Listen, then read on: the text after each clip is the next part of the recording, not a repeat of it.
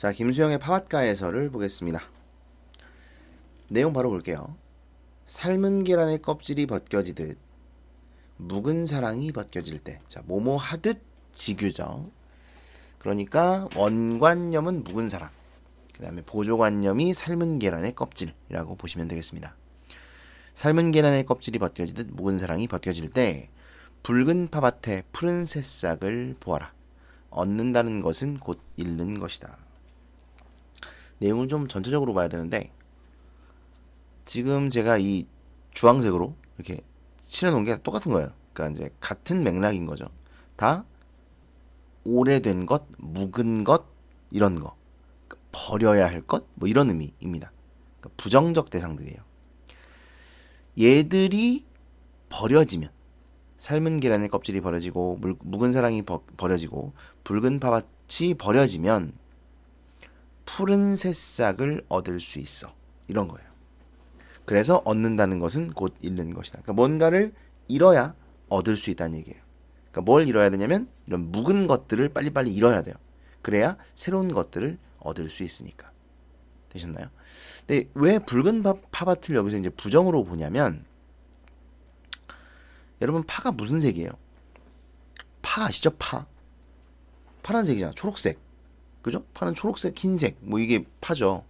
근데 지금 붉은 파밭이래요. 파가 오래돼가지고 붉은색이 될 때까지 그냥 둔 거예요. 그럼 이제 보통 뭐 이거는 물론 저의 생각이에요. 왜 파를 그대로 두느냐? 예전에 뭐 요새도 그런 거 있을 거예요. 배추 같은 거 이제 기르는데, 배추를 길렀는데 배추가 너무 싸. 그래서 추수를 하는 게 별로 이득이 안 돼. 그러면 그냥 둡니다.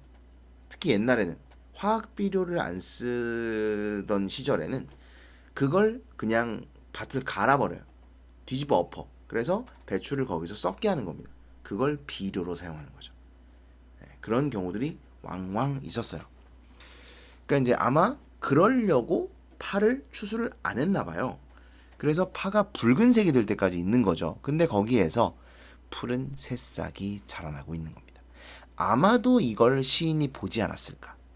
물론 추측이에요. 추측입니다. 그래서 써놨죠?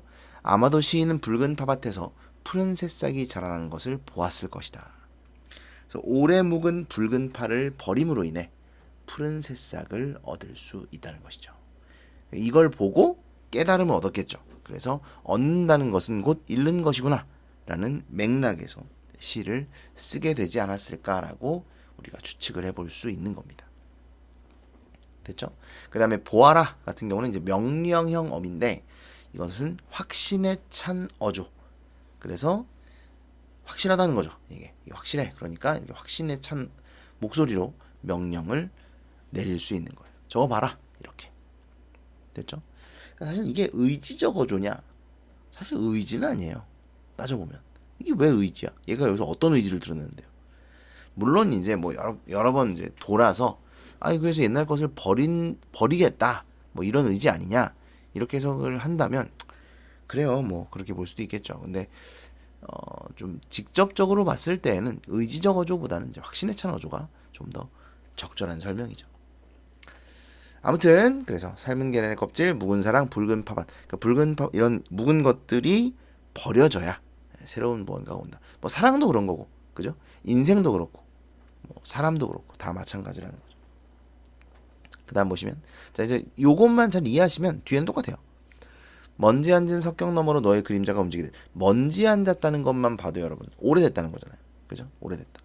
먼지 앉은 석경 너머로 너의 그림자가 움직이듯 묵은 사랑이 움직일 때 붉은 파밭에 푸른 새싹을 보아라. 얻는다는 것은 곧 잃는 것이다. 똑같죠? 네, 똑같은 내용이에요. 그래서 오래된 거 버려라. 그래야 새로운 것을 얻을 수 있다. 그 다음, 새벽에 준 조로의 무리. 조로가 이렇게 제 그림을 못 그려가지고 이렇게 꽃에 물 주는 통 있죠? 네, 그걸 조로라고 그래요. 꽃에 물 주는 통. 새벽에 준 조로의 물이 뭐 중요하진 않아요. 대낮이 지나도록 마르지 않고, 어쨌든 물이 마르지 않는다는 게 중요한 거죠. 그러니까 오래됐지만 없어지지 않고 젖어 있듯이 남아 있는 거죠. 오래도록 남아 있는 것들 역시 부정적 대상이에요. 묵은 사랑이 뉘우치는 마음의 한복판에 젖어 있을 때, 여러분 이 뉘우치는 마음의 한복판은 후회인데 이 긍정이냐 부정이냐? 부정이에요. 왜? 그러니까 이게 나쁘다는 거야. 새벽에 준 조로에 물이 남아있듯이 묵은 사랑이 남아있는 거거든요. 뉘우치는 마음의 한복판에 남아있는 거거든요. 그러니까 역시 부정적 대상, 빨리 떨쳐버려야 할 것이에요. 붉은 팝밭에 푸른 새싹을 퍼라. 얻는다는 것은 똑같죠? 네, 똑같습니다. 그래서 전체 내용이 다 똑같아요. 똑같고 이 부분만 잘 이해해 주시면 돼요. 붉은 팝밭, 푸른 새싹. 왜 붉은 팝밭에 푸른 새싹인가? 그리고 왜 얻는다는 것이 잃는다는 것이라고 말하는가? 이 부분만 잘 이해하시면 되고, 네, 그렇습니다. 그렇고요. 정리해 볼게요. 핵심 정리, 자유서정시고요. 성격, 주지적이 뭐냐면, 주지적이라는 말은요, 이 반대는 주정적인데, 주지적이고 주정적이 있어요. 주정적이라는 말은 지식, 뭔가 깨달음,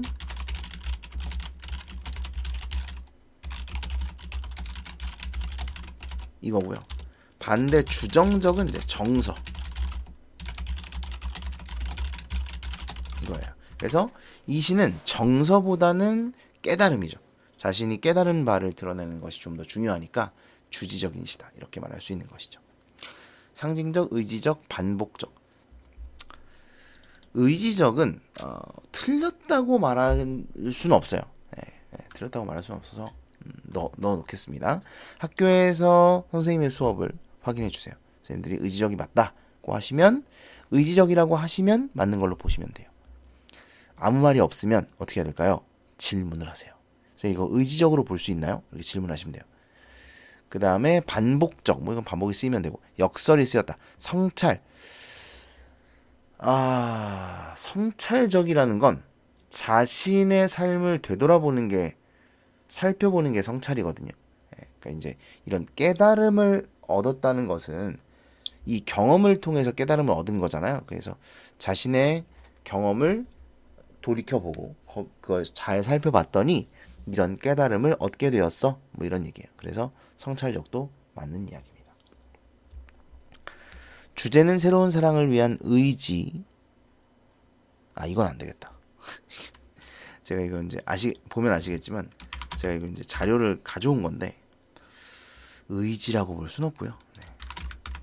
사랑에 대한 의지를 드러내는 거다, 그렇진 않죠. 오히려 깨달음을 드러내는 거라고 볼 수 있어요. 깨달음 정도로 볼까?